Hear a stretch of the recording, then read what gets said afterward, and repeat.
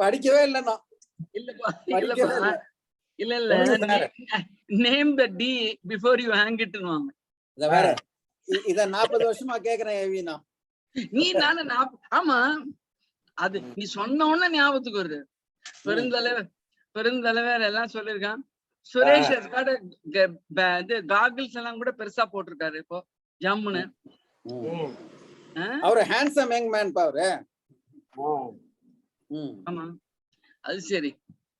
பாரு ஜம்முன்னு உட்கார்ந்துக்காரு. அமிதாப் மாதிரி பாரு Anand.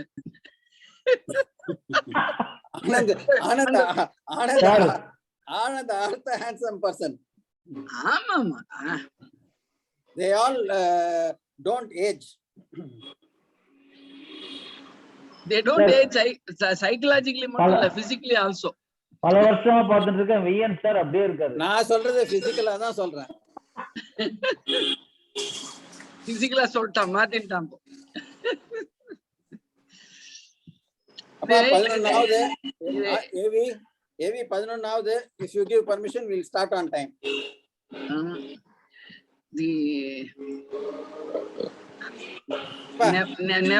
never be on the அதாவது ரொம்ப ஆன் த டைம் பேசினா அவன் வந்து அப்சசிவ், ரொம்ப நியூராட்டிக். ஒத்துக்கலாம். அதெல்லாம் விட்டுடு. Can I take the chair's permission to start on time? அது வந்து சொல்லு. Yes, we'll start on time. Absolutely. Thank you very much. We'll start. Friends, good morning to all of you. At the outset, I wish to thank Mr. Sun Pharma for providing the logistic support right through every month. And I am also thankful to the chair, Professor AVS, and to the presenter, Professor Suresh, Professor of Neurology at Indira Gandhi Medical College Hospital. We are continuing in our endeavor to give opportunities to the neurologists in different centers to showcase their case material and discuss their cases clinically. Also, this gives an opportunity to give some of the stalwarts in the field of neurology who are not known to the younger generation to get in touch with them, see them, and interact with them. This month, I have no less a person than Professor AVS as the chairperson. AVS is too well known to all of us to give a formal introduction. And something like Munadila nama carrying coal to Newcastle more, probably I can modify it saying carrying water to Ganges. And anyway, I have to give a formal introduction. Formal or informal, mostly this will be informal. I had asked AV to let me know, see, his CV is so vast. His CV is so vast that if I were to read his CV, it'll be a mini lecture. So I had asked AV, what you want me to say when I introduce you. That is convenient for me because I can choose to introduce him in whichever way I deem fit. அதுதான் எனக்கு வசதியா போச்சு. AVS and I have studied together, we have worked together, we have grown together for 30 years at the Institute of Neurology, and I faced all the trials, tribulations, and successes which go with it. Having been together in the same work environment for such a long period, and thereafter practicing in the same city, it is obvious that we know each other too well. In fact, we have an agreement with ourselves to disagree with each other as often as we want without getting upset. As you would have seen, even in the introduction phase, we were discussing, not that we agreed, we have that agreement to disagree and not to get upset. Professor AVS has a very good memory and can use flowery language. And apart from that, he is a great teacher, researcher, and administrator. More than all this, what I have observed in him, and I have told him several times, he is an advisor, director, philosopher, guide, and mentor to even his teachers and professors, if I may say, as he knows, in both academic and non-academic matters. And this is what made me ask him several occasions to allow me to be his personal assistant, to know the tricks of the trade from observing at close quarters. However, he has not yielded to that request even till now. Recording in But- progress. But I have been as an understudy and observing and learning from him. But being a poor student that I am, I have not been able to take advantage of that and implement those to improve myself.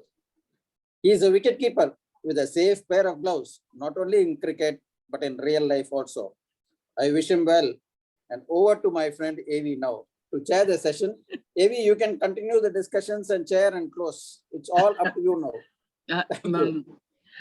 Thank you. The first, no, anybody who has got the initial V, either in the beginning or in the middle or in the end, they are always victorious people. They always are vini vidi vici. Wherever they come, they see and they conquer. One such person is VN. So it's Madras we are living. So it's actually a medial, it is not mutual admiration society. It is the touch of the class of a person. And you can definitely say that. And it's so beautiful that today is World Television and we are all meeting in television. This actually is November 21st is the United Nations World Television Day. And it so happens that we have the meeting on this day and we are not meeting in person. It should have been much more because the consciousness is not mixing with the people, but nonetheless, the face gives you the inner sense of the consciousness in which we are all brittled together. AV, can you switch on your video, please? Not able to see you. Yeah. Yes. Again.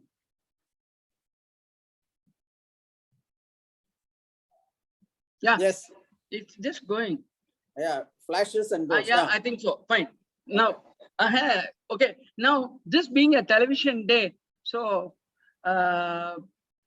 it is also now in television, and we are going to have an academic excellence. I think I don't have to really talk about Suresh. Suresh is one of the most brilliant person and exclusive and intrusive right in the terms of clinical neurology. He is a person, as I studied him, had a wonderful observation sense. He mixed it with the recording sense and then now finally coming up with his clinical sense. I think he's the perfect person to do that. The touch of a class of a person he is, I think he's going to touch the class of the profession today. And let me go straight to all the case induced, conceived and as well as brought to all of us by VN. Suresh, you can start your first case. I think it's a lovely case and you have just started it as a first case. Please do have it with the first case so that everybody is not locked in. They are going to open their eyes. Thank you. Thank you, sir.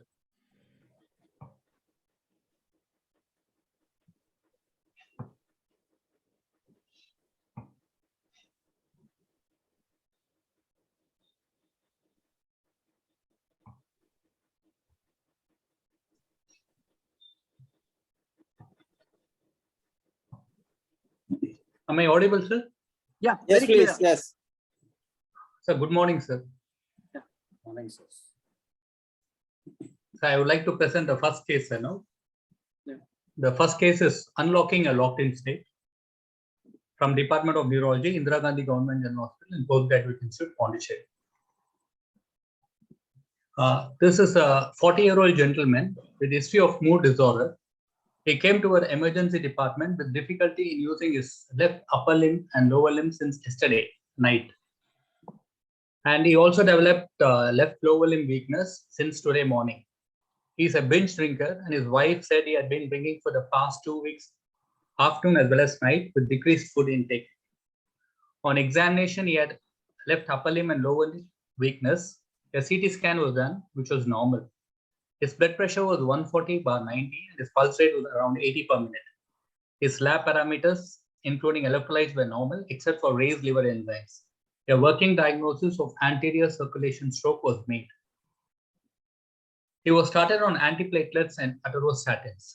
Next day, he developed right upper limb and lower limb weakness over a period of 12 hours and he became completely quadripartic.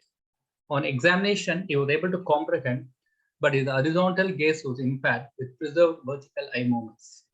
He also developed bifacial weakness without involvement of other cranial or lower cranial nerves, apart from being flaccid in all four limbs with extensor plantar bilaterally. This is a T2 weighted image which shows hyperintense signals over the pons, sparing the periphery. This is a 0.3 Tesla image, and the corresponding T1 sagittal image shows once again hypointense lesion over the pons, sparing the periphery. This is a lesion. And there is no extrapontine involvement. This is a T2 weighted image, and you can see there is no extrapontine involvement. And putting all the MRIs in a single film, and this sign is called as a Mexican hat sign, where you have hyperintense lesion over the T2 weighted image and the corresponding T1 hypointensity, not suppressed by flare, and there is restriction on diffusion weighted imaging. This sign is also called as trident sign. This classical sparing of the periphery, which the tegmentum is spared, and the involvement of the basis pondus.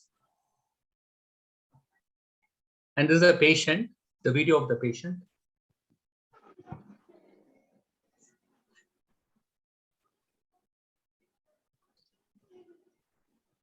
You can see the patient is the eye movements of the patient. His vertical eye movements are intact. Well, the horizontal movements are impaired. It's not going to the full extent. It shows some amount of restriction, but his vertical eye movements were spared. He also has got bifacial weakness. You can see the eye closure is weak.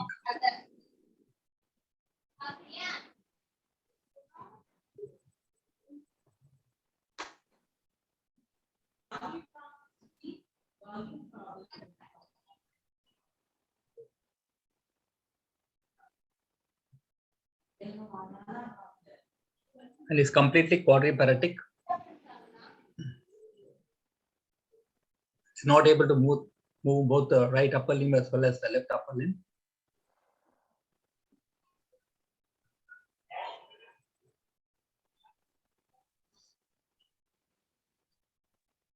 And is also weak on the lower limbs. So it's completely quadriparetic with preserved vertical eye movements, absent horizontal eye movements, and bifacial weakness. Very good. Meeting chairperson. So this is a classic locked in state with a classic MRI finding. Now how to unlock? So this is a case of central pontine myelinolysis, and the probable cause of the central pontine myelinolysis is alcoholism because his electrolytes have been normal.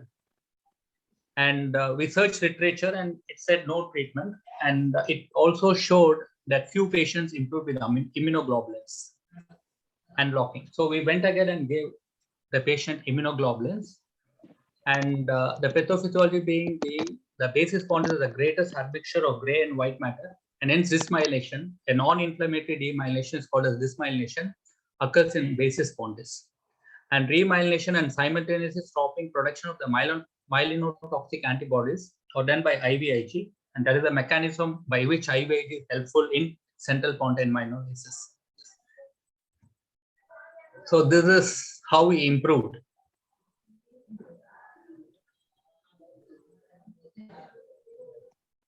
And we were also surprised with the improvement. This is a post-unlocking video of the patient. Our feeling and the patient's feeling were same, awesome. What I learned from this case: alcoholism and malnourishment can cause central pontine myelinolysis. Immunoglobulins often causes dramatic improvement. We went on to publish this case. And this was published in the BMJ case reports, as you can see here. Yeah. You want to discuss it immediately now, or can we? So you can discuss, sir, please, sir. Yeah, I think, no, I want people who are participating to speak on this, because this locked-in syndrome, if you look at it, it's a clinically beautiful. They have also stated that one person said it is a cervico-mediospinal disconnection. Some people call it as a deafferented state and even a pseudocoma for this name. And one more name has been given as ventral pontine syndrome. And people have used even a stimulation by the electric nerves, I think it can also bring in, along with this, of course, they have used it, some people, they're stimulating the muscles. And there is also another clinical point in which, in this case, it is not there, but even the total eye movements can still occur, a loss. They call it as a TIA, that is a total locked-in syndrome. This, they want to call it as a locked-in syndrome. There's another variety in the locked-in syndrome. Those are all certain clinical points I thought I should tell you. I think you have proved it beautifully in this and then published it also. So you went on to give the, I always call it as they are having recognized the clinical sense, you have given the therapeutic sense, and finally you have proved the research sense by writing this article too. I think you have got all the 6 senses that proved, which I stated in the beginning. This is open for people when they want to say something more other than this. I think it's open to them, and then we go to the second case. Dr. Suresh, Suresh, I want to how know long that. did it take for him to improve? How long did it take for him to improve? Total long, sir? duration of his improvement. So it took over a period of 2 weeks, sir. 2 weeks. Okay. See, we gave Uh, immunoglobulins for a duration of 5 days, sir, and he was on ventilator, and his power improved over a period of 1 week's time, and then he started walking around 2 weeks, and then after 2 weeks he was like, his power was around 4+. What was the Suresh, treatment following IV globulin? So we didn't give anything, sir. We didn't put him on steroids. We just gave him immunoglobulins for 5 days. At 500 milligrams, 1000 milligrams? 0.4 gram per kg body weight, sir, per day. Sorry, yeah, 0.4. Okay, I was talking of steroids, right? Okay, agreed. no electrolyte abnormalities. No, sir, his electrolytes were normal. That was the reason for presenting this case. So we initially thought it was anterior circulation stroke. Of course, we did continue aspirin and atorvastatin in this patient. Sir, excuse me, sir. I am Dr. Justin. Yes, please. Just Sir, why can't it maybe due to a pure alcohol-induced Wernicke encephalopathy will present as a osmotic demyelination syndrome? We can give a timing in this patient. We can. Hello. He would have been given time in. Suresh? Yes, sir. Sir, we put him on You would have thiamine given also. thiamine. Thiamine and multivitamins also was given in this patient, sir. But the MRI, I mean, was very classical of central pontine myelinolysis. Of course, Alcohol itself can produce a ODS. yes, sir, accepted. That's what, sir. We feel, I mean, the alcoholism is a cause of osmotic dysmyelination rather than electrolytes. No, the point is the improvement. Is it because of IVIG or was it because of thiamine or was it because of both? So we felt it's because of immunoglobulins, sir. Yeah, you would have. Because the classic, because the thiamine deficiency, the classic finding was not there in the MRI, sir. I mean, First Because of the all, MRI finding of thiamine deficiency. Immunoglobulin is known to improve the peripheral demyelination. How does it improve the central dysmyelination here? Sir, actually, sir, that's what, sir. I mean, this case of the idea of presenting this case is exactly the same, because the concept of locked-in state secondary to central pontine myelinolysis, there is no treatment for it. So when we reviewed literature, there are few case reports in which steroids, methylprednisolone, have been useful, and also immunoglobulins have been useful.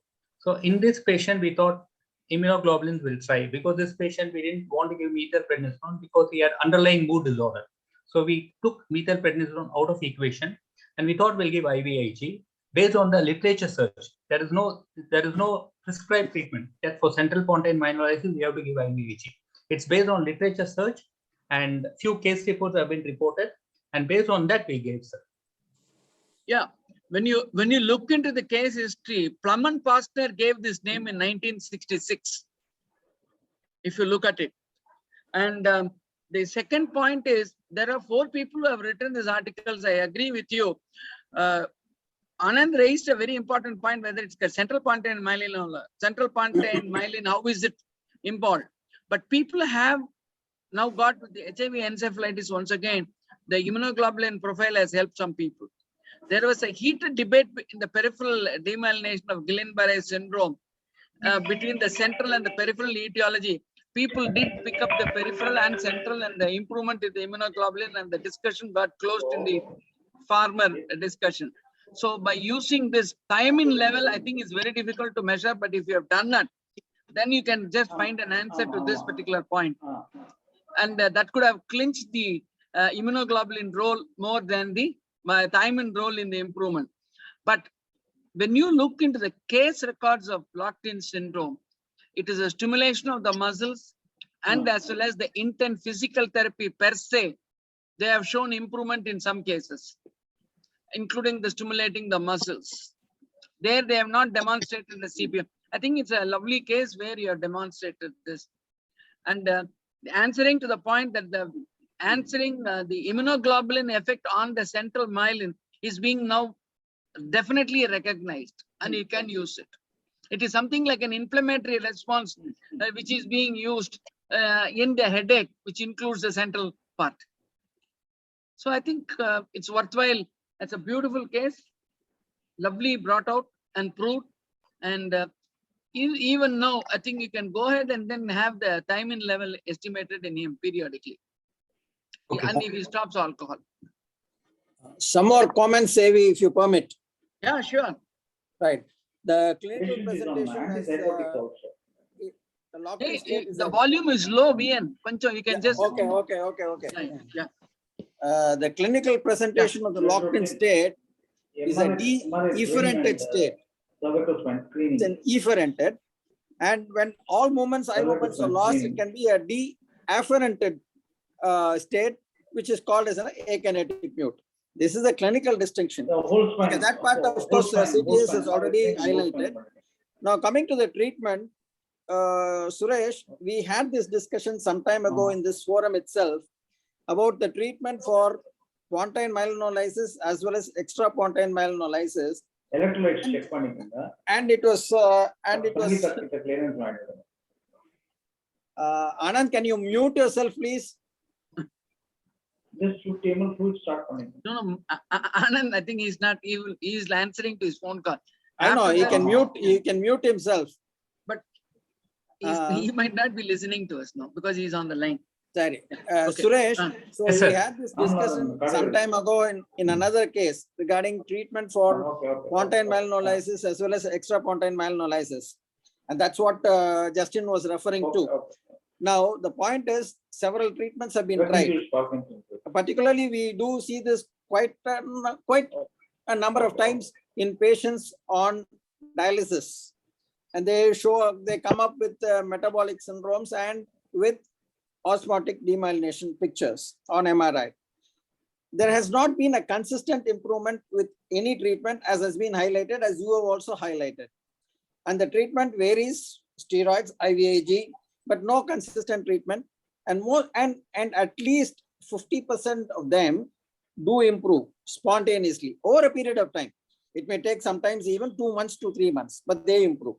So that's the natural history of this pontine or extrapontine myelinolysis. Now, I just wanted to add that, that's all. And but I would like to ask you, you published it. Was there any letters to the writer? Was there any response to that? Had anybody commented upon that, please?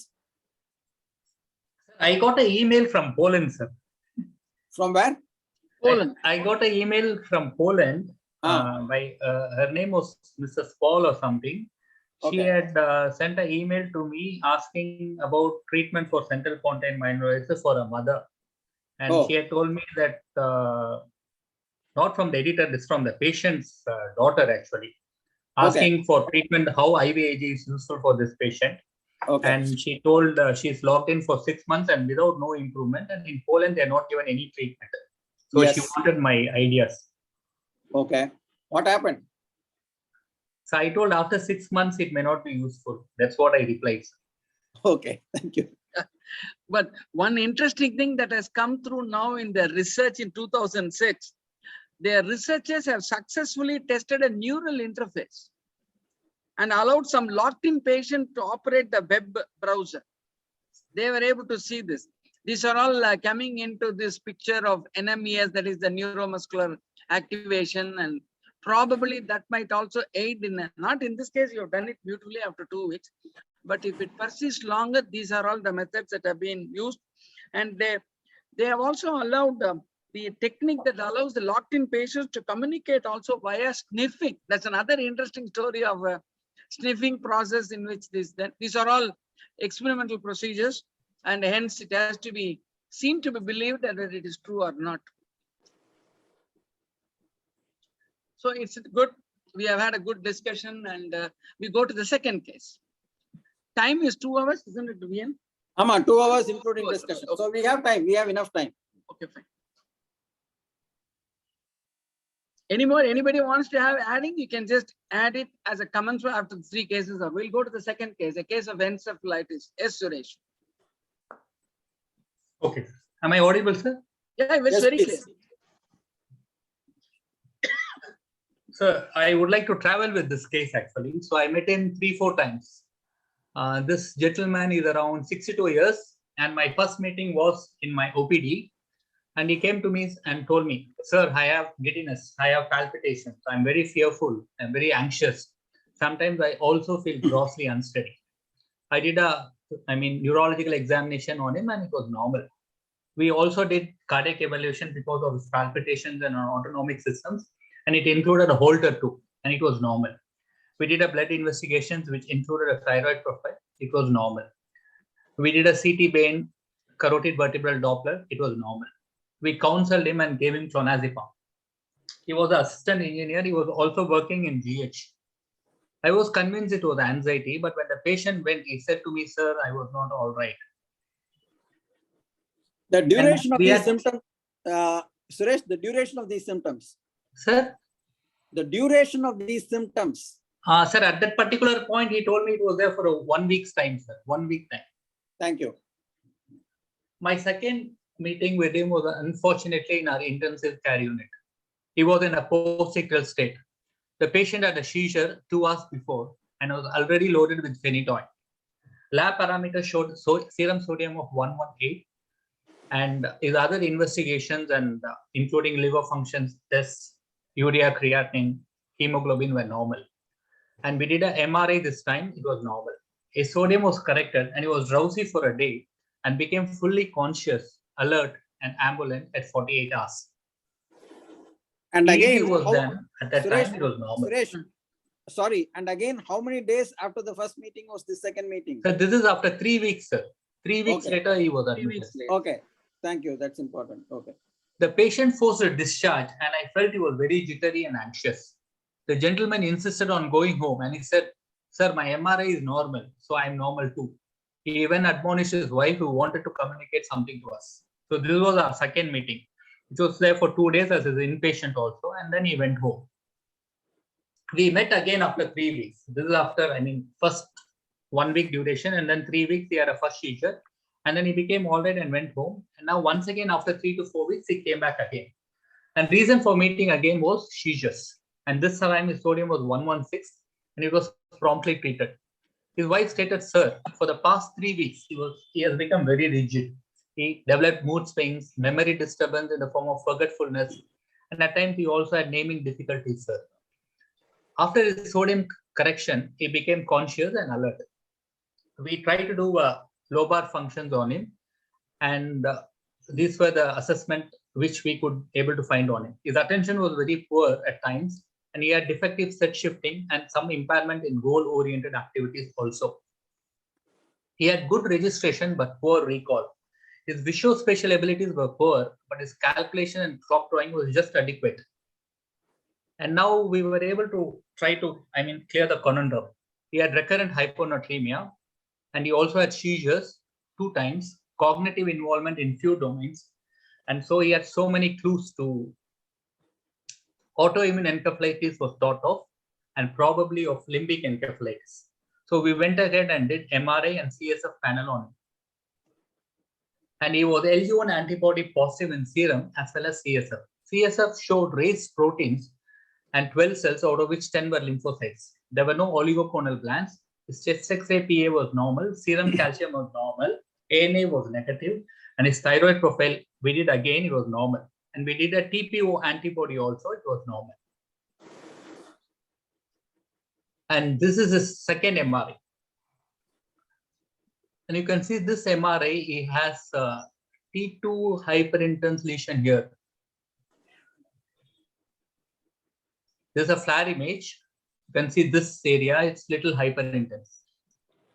And also medial temporal. Sir, medial temporal lobe, we felt like that, sir, actually, but we went and discussed with the radiologist, but the Yeah, on radiologist the left said side, it is particularly on the normal. left side.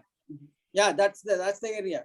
Yes, sir. We also felt that area was hyperintense, but I mean, yes, sir. But I mean, whatever you, yes, sir. And this also, sir. I mean, this area also, this is the area we were little worried, Yes. but the radiologist said this could be normal too. And we did a diffusion restriction on him. This is a diffusion restricted area. What we saw on the T2 weighted image, T2 flare, you can see the same area is restricted. That's a How soon B1000 after- image. How soon after the seizures, CTS?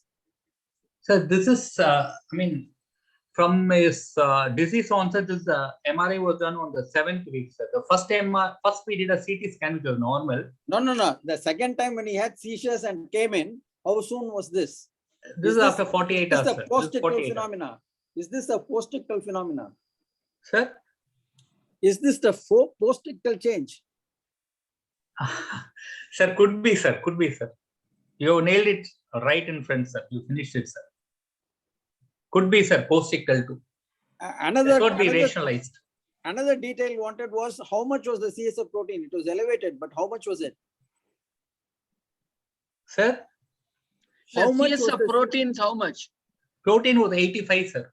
Thank you. So we treated with immunoglobulins and started him, and after finishing the course of immunoglobulins, we started him on oral steroids at 1 mg per kg body weight. He showed good improvement in the cognitive domains too. We noticed good improvement first in his mood disturbances, especially in anger issues. He also showed improvement in other cognitive domains and is seizure free right now. His current medications are Visalon 10 mg per day after tapering, and he's on lacosamide 100 mg twice a day and clobazam 10 mg twice a day. We did a whole body PET scan. It was normal. Rationalizing the case. LG1 antibody mediated encephalitis. Our patient aged 60 years, and it fits into the syndrome of LG1 antibody mediated encephalitis, usually common after 60 years. Symptomatology, and the first meeting with him was predominantly palpitations and stressful events, and that was autonomic symptoms, and autonomic symptoms were very common in LG1 antibody encephalitis. And this patient, yes, it fits. And cognitive issue, yes, it fits. And his behavioral sleep disturbance and seizures, once again, we also had in the same case. And it is also very common in LG1 antibody mediated encephalitis. And regarding his basal ganglia dystonic seizures, our patient did not have this, but it's very common in LG1 antibody encephalitis, and it's often usually an early manifestation in this subgroup of patients. And whenever you have a subgroup of patients with basal ganglia dystonic seizures, it's imperative we do LG1 antibody. And in this subgroup of patients, EEG can also be normal. And why you have this basal ganglia dystonic seizures is because of LG1 ADAM complexes, which have a tendency to form in putamen and thalamus because the striatum is involved. And why these patients have recurrent hyponatremia? That is because of syndrome of inappropriate ADH secretions. It's because of low ADH levels. And this is due to the LG1 antibodies effect on the hypothalamic paraventricular nucleus and the kidney. In fact, some patients may have refractory hyponatremia. Our patient had 2 episodes of hyponatremia. And to diagnose LG1 antibody, the serum titer alone is enough. CSF positivity is not necessary. At best, it's contributory, and usually the CSF titer is less than the serum titer. And regarding the MRA, fit or misfit. And this MRA was done in April 2021.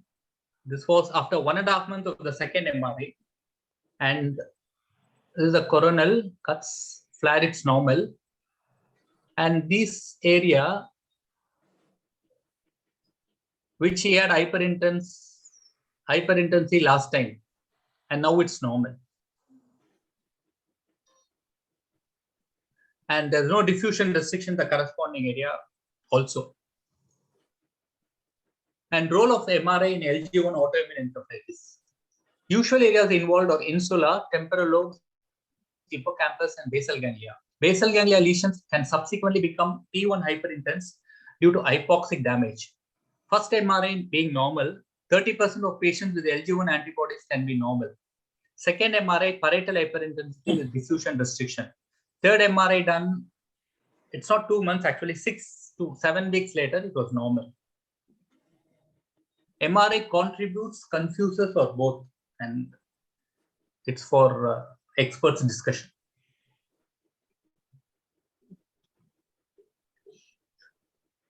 Sir? The case open for discussion now. Okay, I'll go as usual first. Yeah. To me, MRI contributes CTS. Whether normal or not abnormal, it does contribute. How we interpret it depends on our clinical impression and how we go along with that. So even, see, abnormal makes it easy. If it is normal, still, if we clinically feel it is a particular diagnosis, for example, in this case, autoimmune encephalitis, we go along with it. There's no need to get worried about a normal MRI. And there's no need to get confused either. This is my take on it. Thank you. This is only the old statement still goes true. Never chase the shadow nor see the results, always see the patient. So the clinical presentation, if it is very highly in favor for autoimmune encephalitis of LG1, irrespective of the findings, because when they did the MRI analysis, the absence of the evidence for LG1 in the MRI does not exclude LG1. It is very clear. If the clinical presentation is very clear, you go by it, you do the CSF analysis, and CSF, if it is positive, also don't bother. If the patient's response, I think the one thing that we always say, now people are doing the ADAM 22 and 23 in some cases. VGKC also, they also do along with this patients, because some people get confused because these two complications. In this case, did you have the really the basal? I was just missing that particular portion. There was no dystonic seizures, no dystonia in this patient. No, sir. No. No dystonia. But anyway, it's only a seizure presentation, autonomic seizures, and then finally with a memory. I think with this, if it is present, we take it as a concrete evidence. Other than that, I think let us not say that it is not confusing. It is helping us in the final diagnosis. Suresh, Yes, sir. the first MRI, I have some difference of opinion. I still feel that the medial temporal did show hyperintense lesion. Yes, sir. But that apart, that is, of course, it varies from person to person. I just want to know from you, between NMDAR encephalitis and LG1 encephalitis, isn't it true that NMDAR shows more abnormality in MRI than LG1? Am I right in that assumption? Sir, NMDA receptor encephalitis, I mean, MRI being normal goes up to 50%, sir. In LG1, only 30% of MRIs can be normal, but in NMDA encephalitis, there is a biphasic presentation. Either young women are involved or old people are also involved. In people who are youngsters, and MRI can be very normal. Young teenagers below 20 years, usually more common in females. But apart from that, in NMDA encephalitis, the typical area which is involved is the limbic system, sir. Correct. And the MRI stratification of autoimmune encephalitis, usually limbic involvement, striatal involvement, encephalomyelitic involvement, and cortical involvement. And there are reports of meningoencephalitic involvement also. The idea of presenting this case is the atypical location of the MRI, because we found the first MRI was normal, while the second MRI threw up a T2 hyperintensity. And no, whether it's NMDA or LG1, this MRI, this picture is not very specific for any particular antibody. So you have something called clinico-anatomical correlation as well as clinico-anatomical radiological correlation. So what we thought in this case is the clinical correlation with the anatomical correlation, which we had and which which was what I was trying to prove in the earlier slides, and whether these subset of patients have got radiological correlation. Unfortunately, what we found was it was not actually, sir. We don't have radiological correlation because first MRI also was normal. And the second MRI, the T2 hyperintensity, which you correctly pointed out, what we felt and read in literature was because of the seizure which the patient had, and the seizure itself can cause diffusion restriction. These cortical hyperintensities are uncommon in autoimmune encephalitis. And this patient had T2 hyperintensity, the parietal lobe was because of the seizure phenomenon. And the most important thing is the clinical suspicion. And this is what this volume 92 issue 7 BMJ, this article from JNNP, and the best proposed practice recommendations for diagnosis and management. They develop concepts for treating autoimmune encephalitis, anatomico-clinical correlation, and based on that, you have to do antibodies. And the most important thing is they have framed step 1, step 2, and step 3 approach, sir.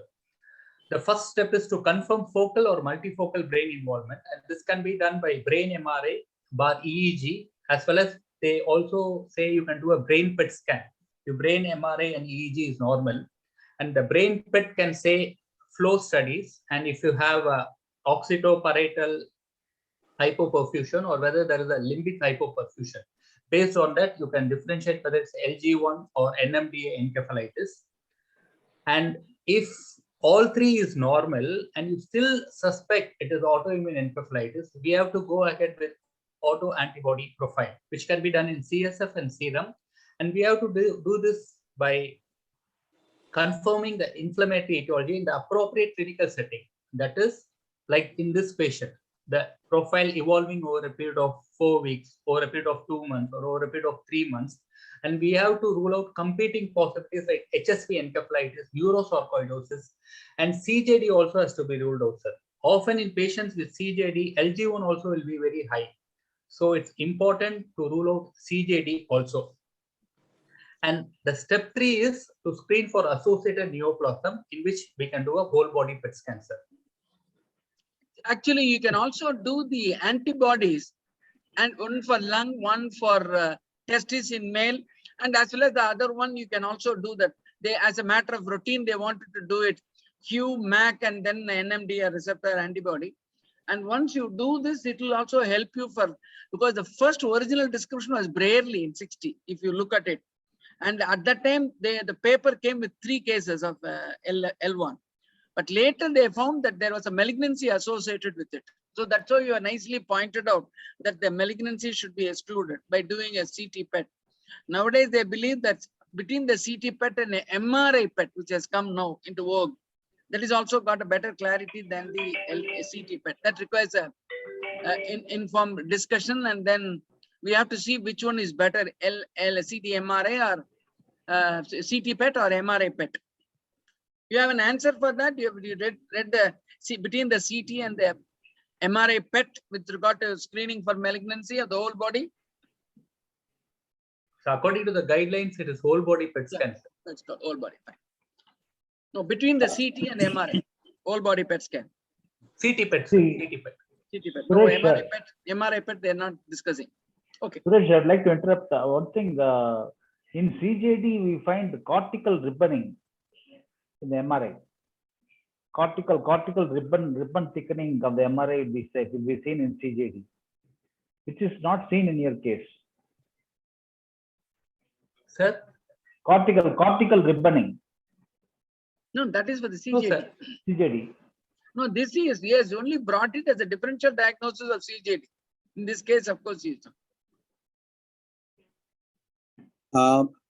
There are some usual discussions around, some senior neurologists around. Vijayan is there, Justin is there. They have the usual discussions. Apart from that, Jayanti is there, Yogaraj is there, Anand is there, all allegation is there. All neurologists who do take part. So if you have any comments, I'm please not comment. so senior, sir. Yeah, everybody is senior. More than 10 years and 20 years, everybody is a senior. And the ideal person is a senior making the junior, or the junior making the senior also to go home and read. That's an ideal one. Vijayan, Sir, Vijayan, you are a Sir. senior in you are a senior in knowledge to even most of us. sir, no, sir. Yeah, sure, please. Regarding the LGI one, sir, Yeah. I don't know. Did this patient have any exposure to Siddha medication? Siddha medications. Yeah. We see a lot of patients with VGKC antibody. Casper2 strongly positive and LGI1 negative. I mean, LGI1 weakly positive. Nowadays, that seems to be the trend. Lots of cases who have had Siddha medication here, especially we see them from around Salem, Tarchangod, these areas, Srivilliputtur also. Most of them have taken at least 1 or 2 doses of Siddha and then land up here with severe intense pain and difficulty in sleeping, insomnia. And then when we see carefully, we can see that fine fasciculations, especially in the calf muscles and the medial thigh. And when we look for the antibody, this Casper2 is strongly positive and LGI1 is weakly positive in most of these patients. But And most of them are treated with the IVIG. They but respond have you well. done the mercury level in them? Have you Yes, done sir. mercury? Yes, sir. Initially, before 2011, I was doing mercury level in Yeah. all these patients. Mercury, everything. It all turns out to be negative, sir. Negative. I think, Okay, fine. I think in first, Professor Yomas presented this case once. Yeah. And then Bala from Salem presented some unusual cases peculiar to Salem. And then from Coimbatore, then I spoke to Bala. And then once this test was available, we started doing the test. And all of them show strong Casper2 antibody positivity and weak LGI1 positivity. See, a series of cases was first presented by Professor Pangaria. That is where all of us. Panagaria, sir. Yes, sir. know about- Panagaria presented Yeah. 17 cases, of which only one case was positive. Series of cases was first presented by him. And Yes, then our Professor Balasubramaniam at the Madras Institute of Neurology, he had a collection of cases and he presented at the World Congress of Neurology in Japan. So these are large series of cases which they have presented. But that apart, question to Suresh was this patient exposed to Siddha medicine? Do we have that information, Suresh? No, sir. I mean, information is No known means or we it don't is have that not? information, or was he not exposed? Okay. No, sir, we took a history for about Market. Siddha medications and all that, sir. Sir, actually, I have seen 2 patients, sir, who have taken native medication. They presented with continuous muscle fiber activity. Yeah. Correct. That is there. Isaacs syndrome, neuromyotonia. It's called as neuromyotonia, also called as Isaacs syndrome. And for those patients, we did not do MRI. And because it was all peripheral, it was That only is the twitching entity and which little bit Vijay of was weakness discussing. with raised serum CPK levels. We just put him on oral methylprednisolone and phenytoin. He improved, small boy. But for that, 2 patients we had seen, and he did not have any CNS involvement, only peripheral involvement. Okay. Just to add to the clinical presentation, I had seen one patient who was on Siddha medicine who came with this movements, involuntary movements, myochemic movements in the trunk muscle. He did not have it anywhere. It was only in the trunk muscles. Right? LGI1 was positive. Treated with steroids, resolved.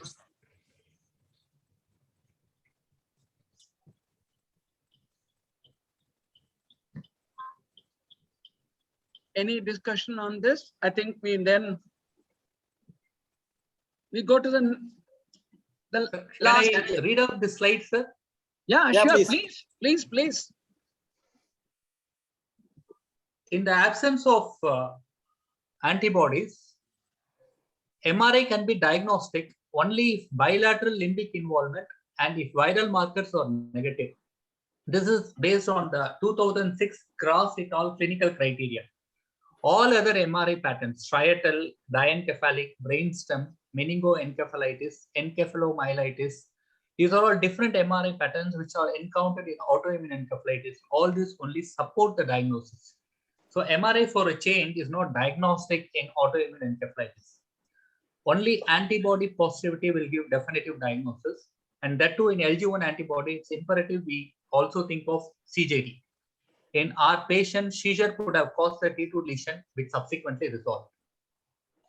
So idea of presenting this case is MRI has been like diagnostic for almost many conditions. But in this autoimmune encephalitis, MRI need not be the only diagnostic consideration, and it only contributes to the diagnosis. CTS, one clarification, Yes, sir. only antibody positivity, can you define whether it is serum or CSF? Mostly serum is sufficient, or should we necessarily have to do CSF antibody also? Sir, for LG1 antibody, serum alone is enough, sir. For Thank you. NMDA, CSF is important, sir.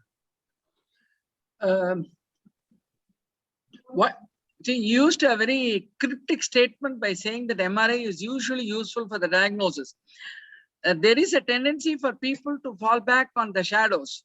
I think I still believe that the clinical presentation is much more useful, and MRI is only an additional factor for the diagnosis, rather than when everything is normal, MRI alone being present. It's very difficult to give a single diagnosis. I mean, we insist still on that, and the meeting that was held in Delaware, they showed that what they thought that it was a definite immune encephalitis was not an immune encephalitis when it was based not on the clinical points. So I go by the same, but it's the clinical manifestations. If it is helpful in MRI, use it. Then the antibodies, all the three, apex of the triangle, 3 is independent but interdependent. All the 3 positive, you can make a very clear-cut diagnosis. MRI is only an additional factor, not the deciding factor. Thank you, sir. Thank you. Yes. We go to the third case. Okay, sir. Yeah. The third case is a case of paraparesis. This is a 25-year-old gentleman.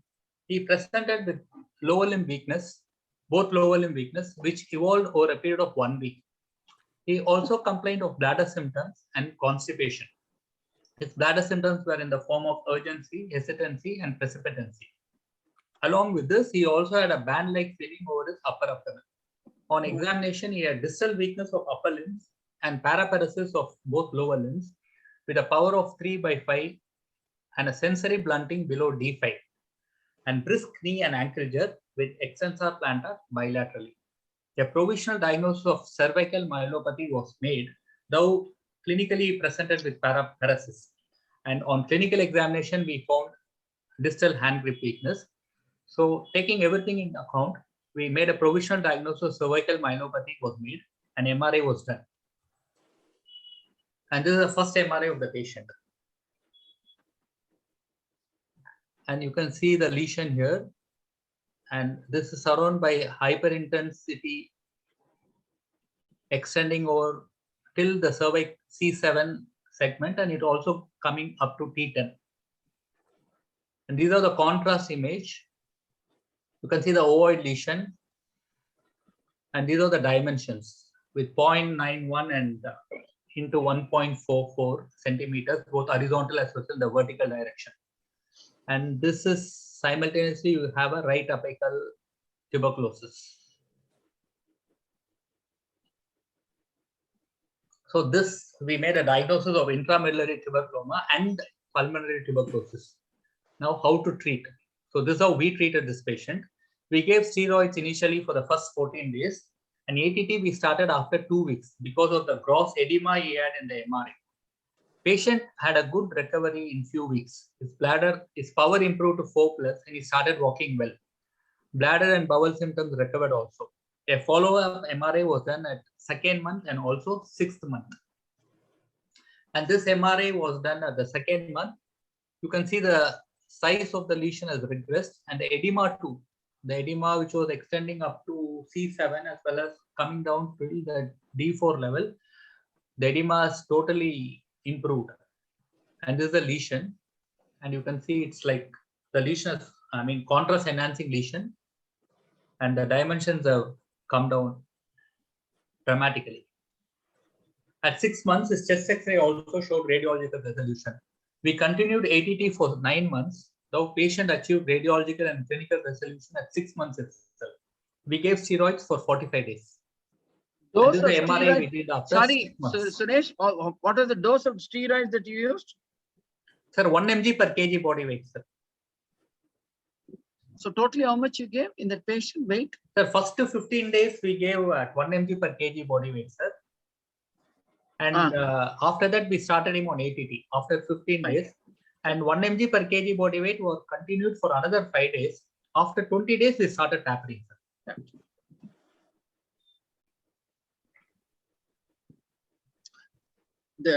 The reason why I asked you was some people strongly believe that you must give it for 2 months. 4 to 8 weeks. Some people give for 4 and some people give for 8 weeks. That was the reason why I asked you that how long you gave. We gave for total duration was 45 days, sir. 45. Fine. 45 days. Fine. Okay. This is the MRI which we did at 6 months.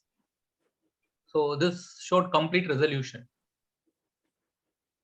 Good.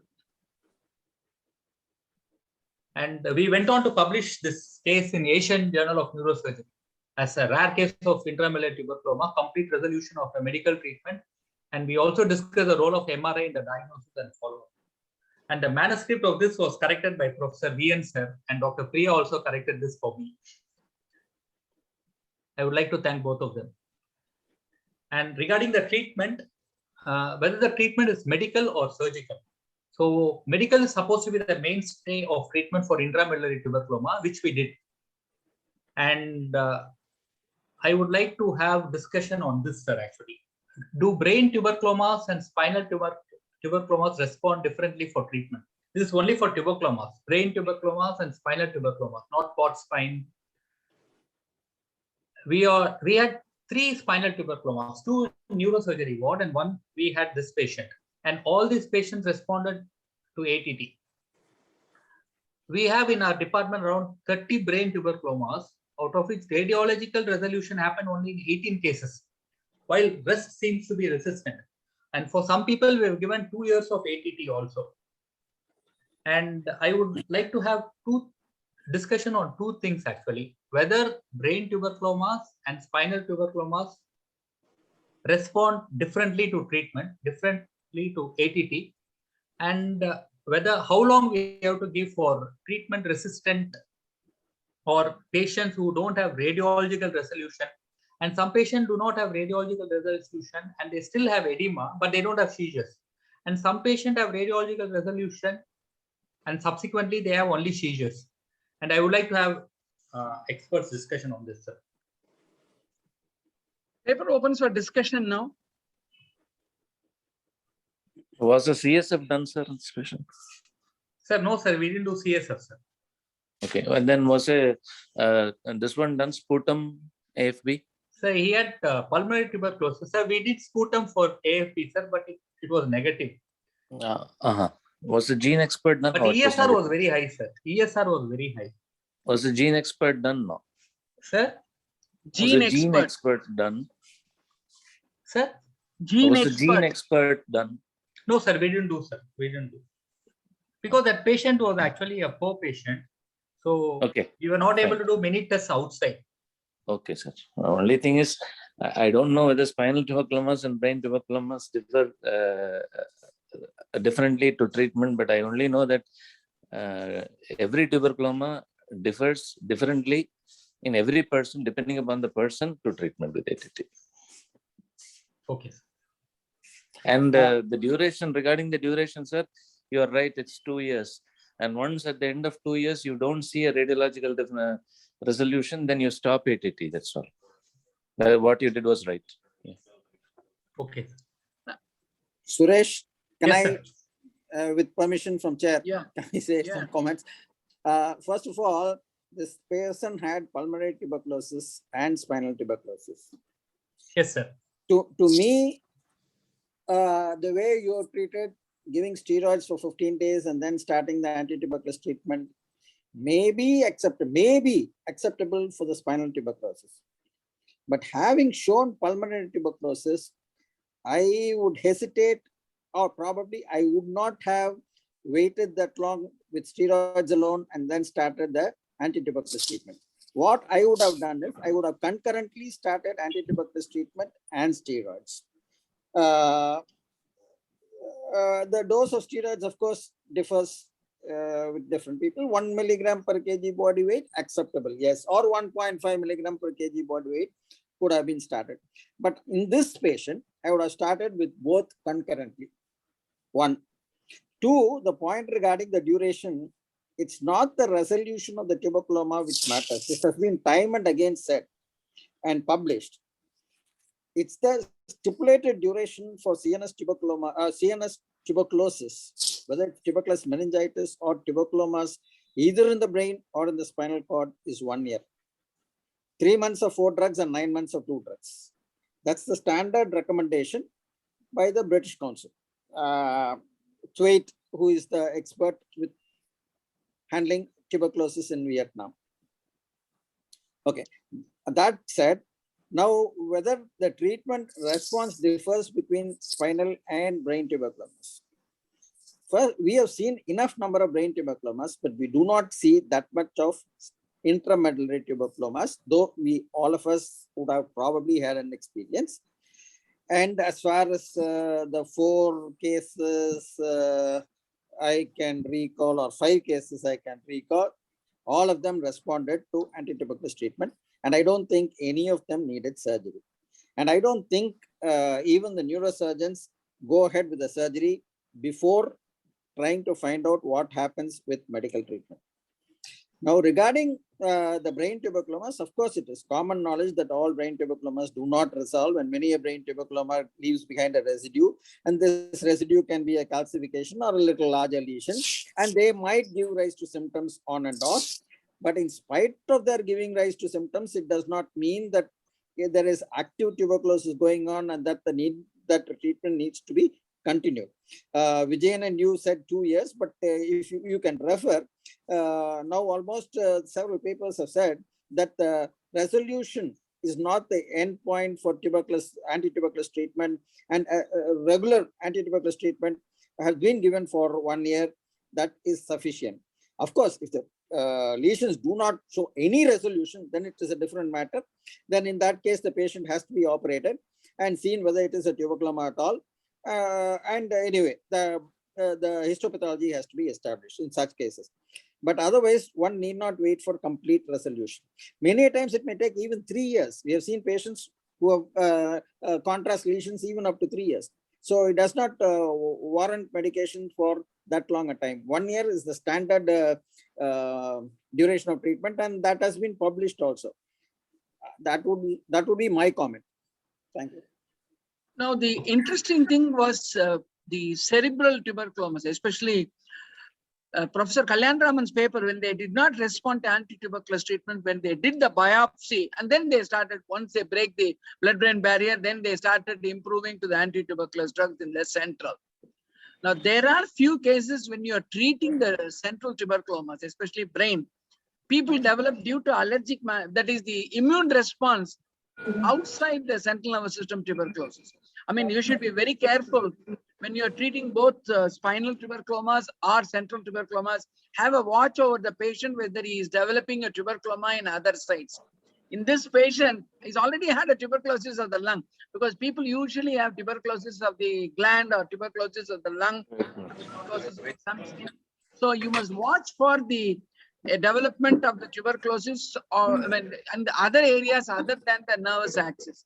I think in this patient, such an extensive lesion, responding so beautifully treatment, watch out whether he is going to develop a spinal arachnoiditis immune mediated, because the motor level, the sensory level, and the reflex level are not coinciding clinically in this patient. If you go by that term, then we always say the early development of arachnoiditis one should be thinking of. So you might have treated the tuberculoma well, but is a potential person, then just look for the signs of arachnoiditis in this patient. Sir, I would like to add one more point. After treatment of tuberculomas with ADT, patients develop a paradoxical reaction, and I have a patient who came with arachnoiditis. Yeah. With a clear sensory level, and he responded well to steroids, and I continued the ATT for 2 years. And he is doing very well now. Good. Sir, if I may ask a question. Yeah.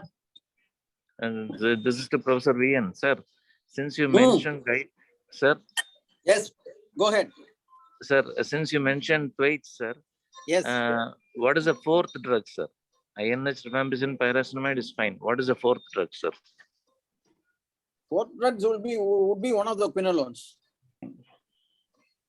Thank you, sir. Thank you. Thank you. That's going on because the WHO doesn't recommend that as a fourth drug. Vijayan, streptomycin can also be given. Yes, sir, but penetration is very Ethambutol or low. streptomycin, sir. Ethambutol or streptomycin, penetration is very low. So, No, ethambutol is already there, fourth drug. yes, I- yes. I'm talking of one more. Four drugs Fifth is drug. standard four drug regimen comprising of INH, pyrazinamide, rifampin, and ethambutol. If we need extra drug, it will be one of the quinolones. These are the four standard drugs. That is Sir. what is recommended by the British also. Yeah, that is recommended by the British and the WHO. But Ah. with such poor penetrations for ethambutol and streptomycin, would it be Ethambutol and really even for that wise matter- to give the fourth Meeting drug? even for that matter, rifampicin. It is only INH and pyrazinamide which has good penetration. And of course, quinolones also, sir. Now, Yeah. would it be more prudent to change the fourth drug to quinolone? That's the See, question. there is no yes and no to this, Vijayan, as you know, as all of us know. These data are only studies, and whatever Sir. is recommended is based on studies. We Sir. always have our own preferences and we use them. Yes, sir. That is always there. But as far as studies are concerned, reports from studies, these four are the standard drugs and the duration is 1 year. Okay, Now, sir. Thank you. The interesting facet of this story is the recurrence of the atomic bomb with regard to tuberculosis in India. India is now taken as the 6th country to have definitely resistance to anti-tuberculosis treatment. They called it as an atom bomb in India because of the indiscriminate use of the quinolones in the practice outside. That has got an effect on this. I think somebody has to do it. The ATT resistant tuberculosis presenting with various manifestations in India are of the highest order.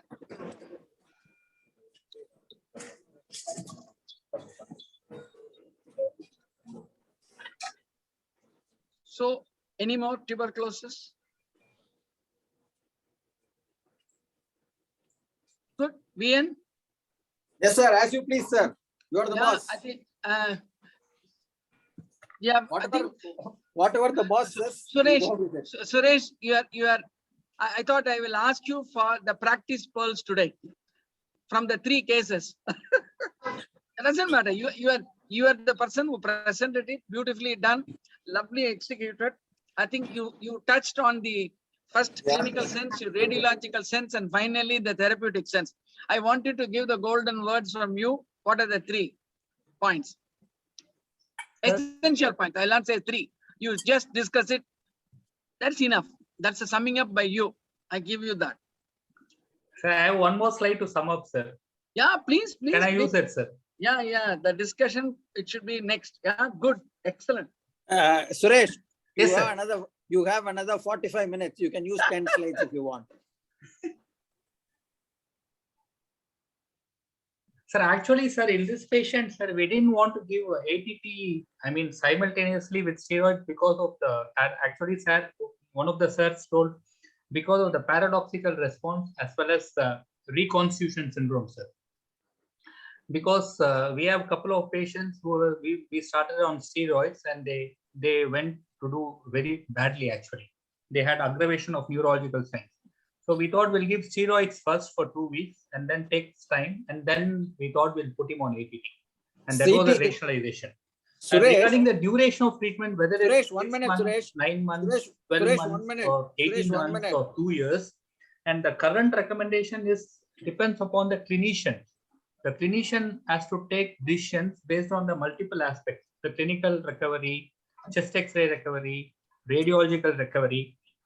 Based on all the parameters, he can stop ATT at 9 months or 12 months or 18 months or 24 months, actually.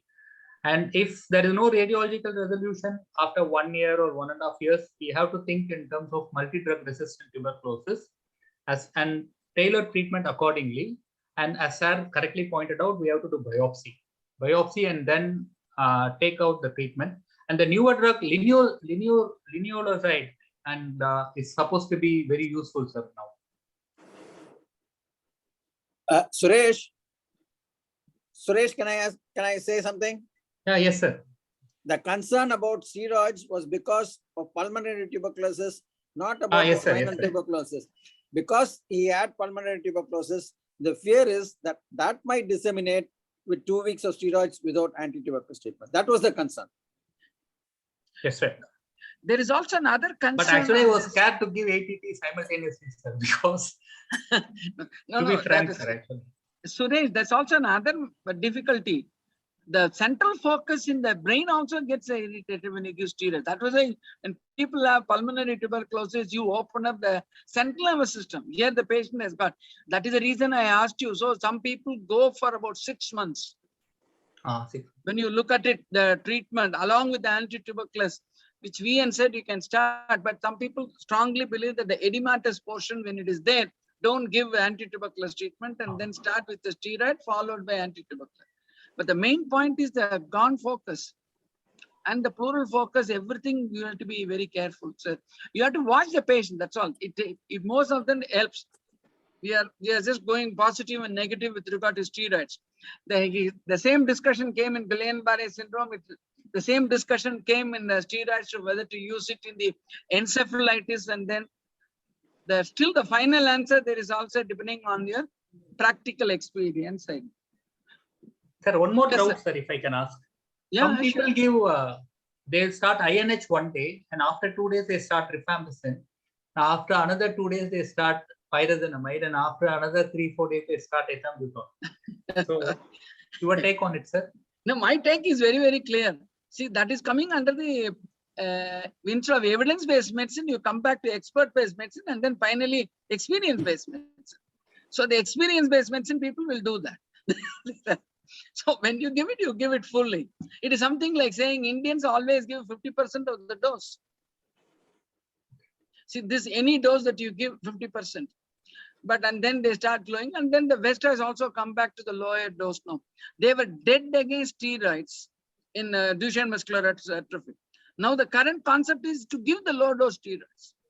So what is science of medicine becomes history of medicine tomorrow. So I would say my practice, if you are convinced, if you're going to follow it up, because people are afraid of the liver dysfunction in India, you have to do the serum ammonia level, which has not been regularly done in this country. OT and PT elevation occurs before the really the death of the liver cell occurs. In India, fatty liver is very high. B12 is very low, D3 is very low. So when you give all the 4 anti-tuberculosis treatment, you can really meet with some problem. This is some practitioners whom I regard very well, both of them in different parts, and they exactly do what you have asked.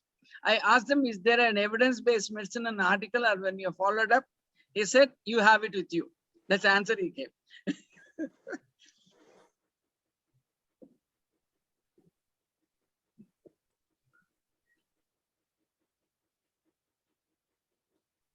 Comments from others, please. All of us are treating tuberculosis. There are many Yeah. of us who would be treating tuberculosis in his or her own way. Why don't you come up with what you have to say? Only one thing, sir. Yeah. Regarding CNS tuberculosis, after I read the Guy Thwaites article, then and also been following him, my 4th drug has been levofloxacin all these years. I've done away with the ethambutol and streptomycin, and I do start steroids concurrently, as you said, sir. Yeah. Good. Sir, one doubt, sir, whether this response to brain tuberculoma and spinal tuberculoma, good response to spinal tuberculoma, is it, because of the blood supply, sir, because the cord is better perfused and the cortex may not be that much well perfused? Is there a difference there? 100%. The central tuberculomas is very well protected by the blood-brain barrier. That's what we felt, sir. Exactly. So they always don't respond as we expect.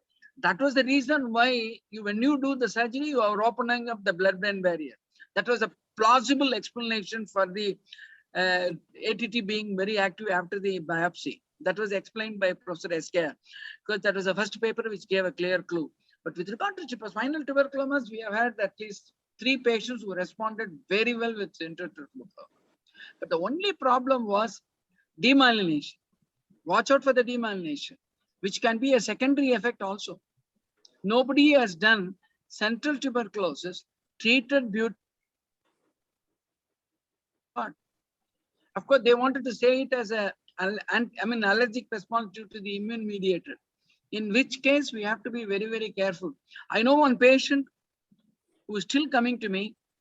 He thought it was a tuberculoma. They opened up. It just spinal cord was totally damaged. He's still having quadriparesis. Then the neurosurgeon felt we should not have done that. We should have given him the anti-tuberculosis treatment. Taking the, Spinal sorry, Sorry? taking the analogy of blood-brain barrier or the blood-nerve barrier, I have been a witness to SKR's thinking, and we used to have many a spinal cord extradural granulation tissue, which we at that point of time used to treat it as tuberculosis. And some patients would improve, some would not improve. And time and again, it was there that SKR pointed out, and Dr. Arjun Das, who was his concurrent neurologist, who referred those cases to SKR, and in fact asked him to do the surgery, so that later the drugs would have more penetrance. So I think SKR's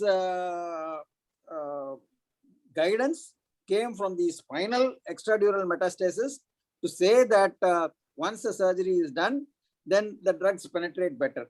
Maybe that he could have carried out with his brain tuberculosis also. But brain tuberculosis, by and large, we did not have the need to go for surgery, except those patients in whom the tuberculoma showed either enlargement or were symptomatic even 3 months after the start of the treatment. And on the repeat, at that point of time, it was only CT scan.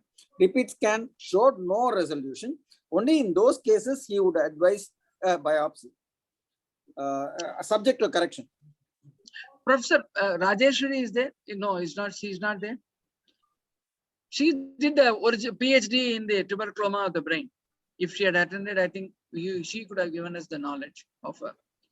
Anyway, at this point, I think Professor Rajeshwari is not there. Okay.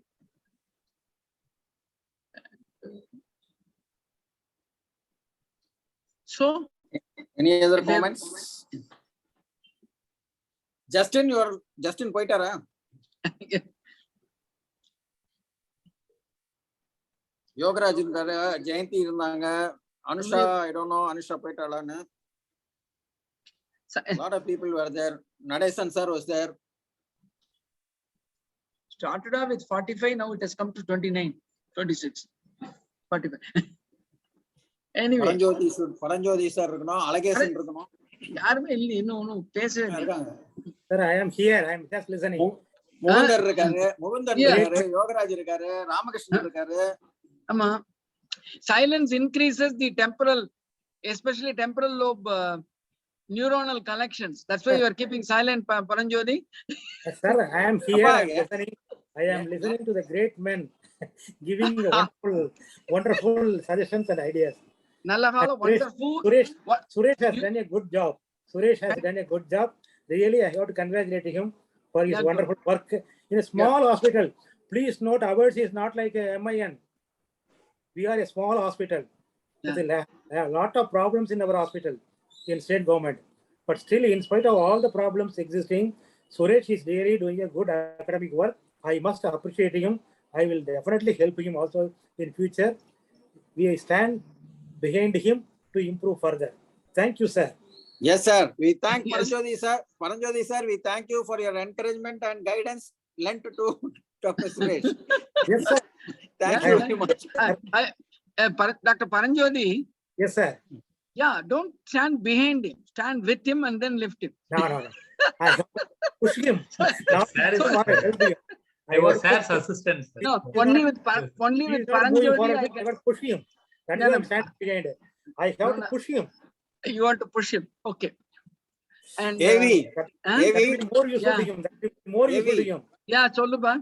all of us have the liberty with Paranjoti. Exactly. That's the reason why Yeah, we I- can say anything we want. yeah. Yes, sir. Thank you, sir. Yeah. Thank you, sir.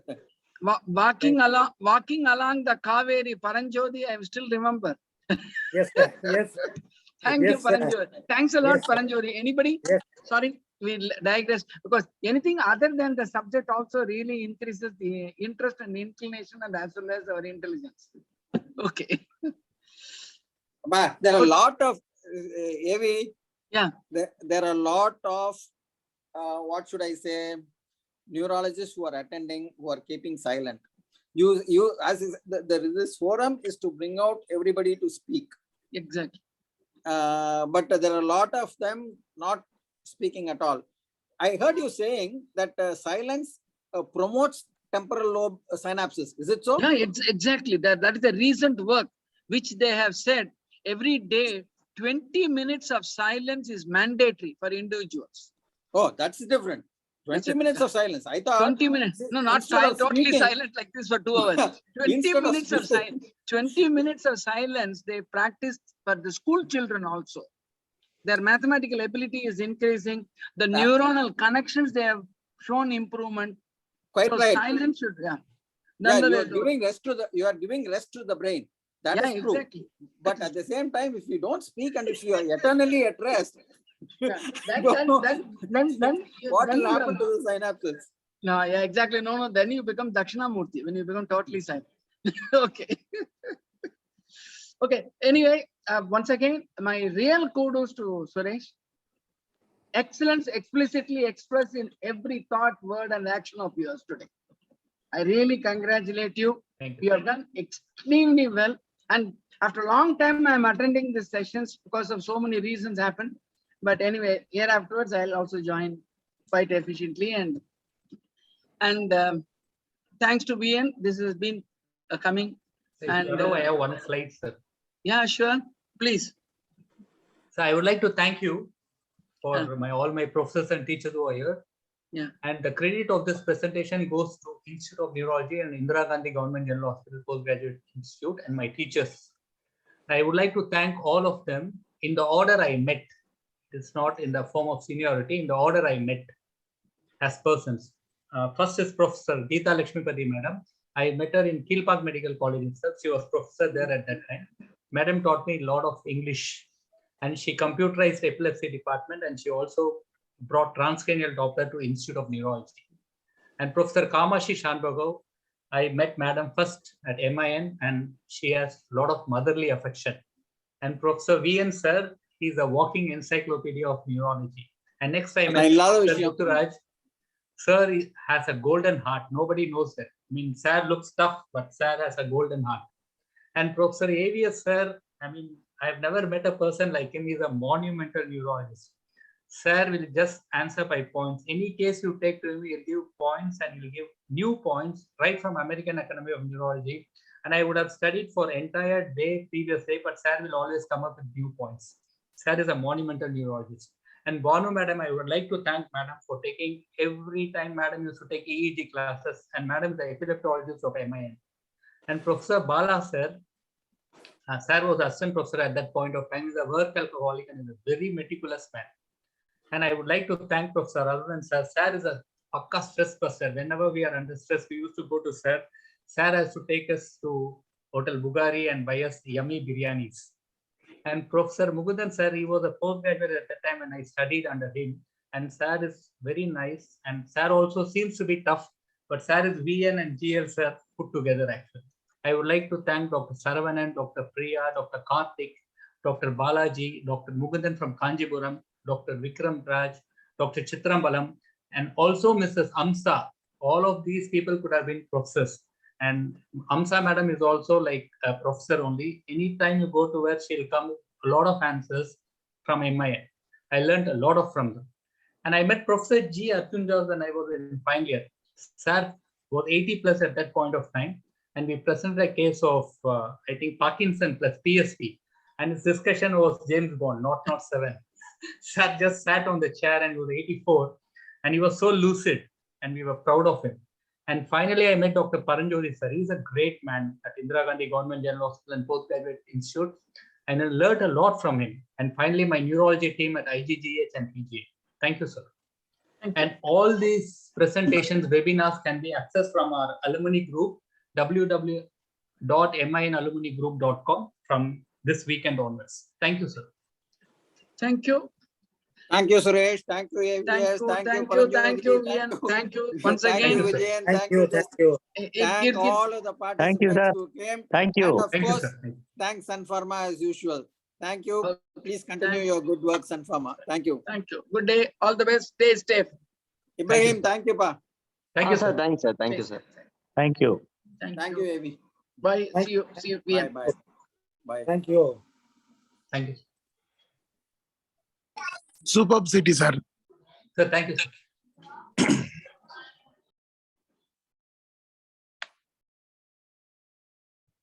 Thanks to all of you. Thank you.